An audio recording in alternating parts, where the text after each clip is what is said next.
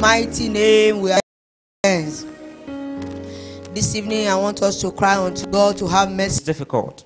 When you hear someone, now this is just off the top of my head, expect dandruff. The only people thinking is easy are those who don't habitually engage in it. Nobel Prize winning physicist Albert Einstein, one of the best thinkers who ever lived, asserted, thinking is hard work. That's why so few do it. Thinking is hard work. That's why so few do it. Because thinking is so difficult, you want to use anything you can to help you improve the process. Number 3, change thinking is worth the investment.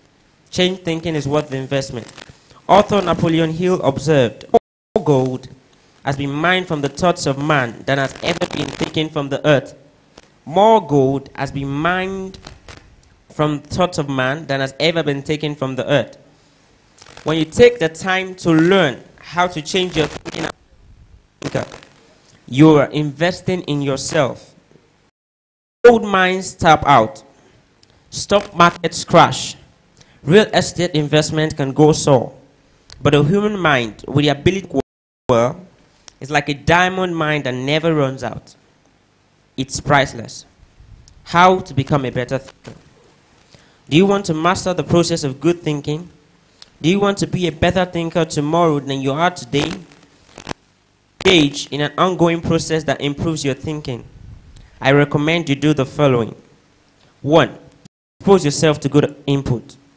Good thinkers always prime the pump of ideas.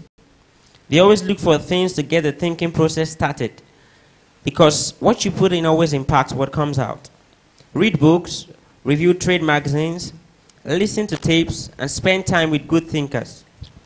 And when something intrigues you, whether it's someone else's idea or the seed of an idea that you come up with yourself, keep it in front of you. Put it in writing and keep it somewhere in your thinking place to stimulate your thinking. Number 2, you can think and plan to capture your thoughts on paper so that you don't lose them. When I found a place to think my thoughts found a place in me. The place to think my thoughts found a place in me. 2, find a place to shape your thoughts. Find a place to shape your thoughts. Rarely do ideas come fully formed and completely worked out. Most of the time, they need to be shaped onto substance up there. If you do, you will miss some of the most valuable aspects of the thinking process. You miss bringing others in and expanding ideas to their greatest potential. Earlier in my life, I have to admit, I was often guilty of this error. I wanted to take an idea from seed thoughts to solution before sharing it with anyone. Then you can go much further before sharing with anyone, even the people it would most impact. I did this both at work and at home. But over the years, I have learned that you can go much farther with a team than you can go alone. You can go much farther with a team than you can go alone.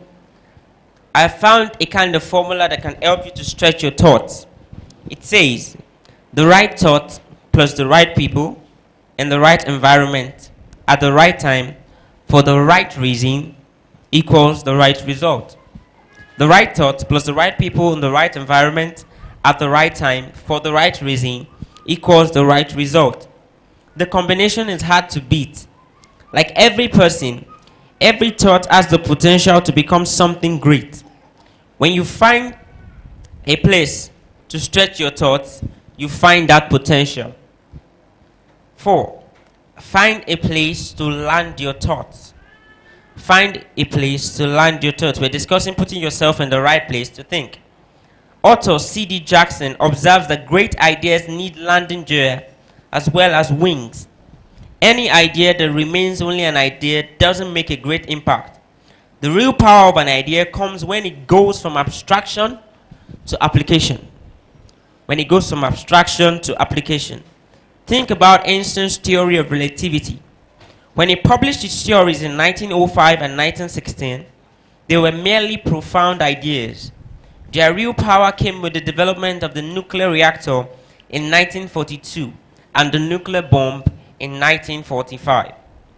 When scientists developed and implemented Einstein's ideas, the whole world changed. Likewise, if you want your thoughts to make an impact, you need to land them with others so that they can someday be implemented. As you plan for the application phase of the thinking process, land your ideas first with yourself. Landing an idea with yourself will give you integrity. People will buy into an idea only after they buy into the leader who communicates it. Before teaching any lesson, I ask myself 3 questions. Do I believe it? Do I live it? Do I believe others should live it? If I can't answer yes to all 3 questions, then I haven't landed it. Key players. That's the second set of people to land your ideas with. Key players. Let's face it. No idea will fly if the influencers don't embrace it. After all, they are the people who carry thoughts from idea to implementation, and those most affected. Landing thoughts with the people on the firing line will give you great insight. Those closest to changes that occur as a result of a new idea can give you a reality read. And that's important because sometimes, even when you have diligently completed the process of creating a thought, shaping it and stretching it with other good thinkers, you can still miss the mark. Number 5, on putting yourself in the right place to think. Find a place to fly your thoughts. It's not enough to have thoughts, you need to fly them.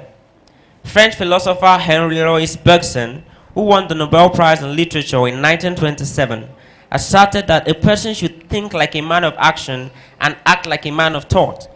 Think like a man of action and act like a man of thought. What good is thinking if it has no application in real life? What good is thinking if it has no application in real life? Thinking divorced from actions cannot be productive.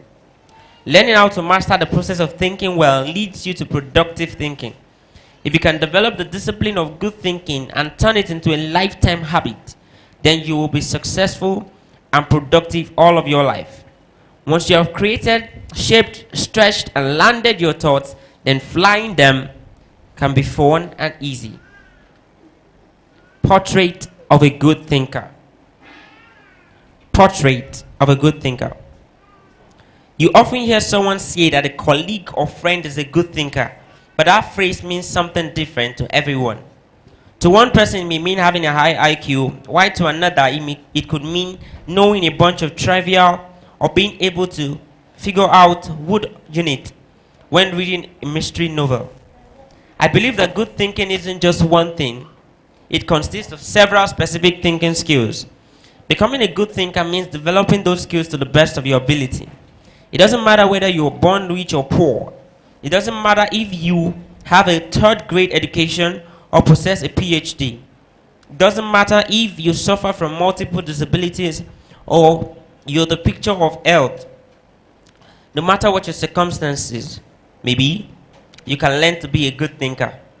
All you must do is to be willing to engage in the process every day.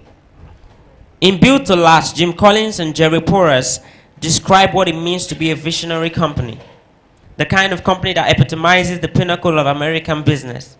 They describe these companies this way. A visionary company is like a great work of art. Think of Michelangelo's scenes from Genesis on the ceiling of the Sistine Chapel, or a statue of David. Think of a great and enduring novel like Huckleberry Finn or Crime and Punishment. Think of Beethoven's Ninth Symphony or Shakespeare's Henry V. Think of Shakespeare's Henry V. Think of a beautifully designed building like the masterpieces of Frank Lloyd Wright. Thank you. Or like the masterpieces of Frank Lloyd Wright or Ludwig Miles van der Rohe. You can't point to any one single item that makes the whole thing work. It's the entire work, all the pieces working together to create an overall effect that leads to enduring greatness.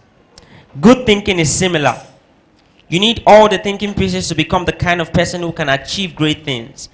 Those pieces include the 11 skills: seeing the wisdom of big picture thinking, unleashing the potential of focused thinking, discovering the joy of creative thinking, recognizing the importance of realistic thinking, releasing the power of strategic thinking, feeling the energy of possibility thinking, embracing the lessons of reflective thinking, questioning the acceptance of popular thinking, encouraging the participation of shared thinking, experiencing the satisfaction of unselfish thinking, and enjoying the return of bottom line thinking. Thank you.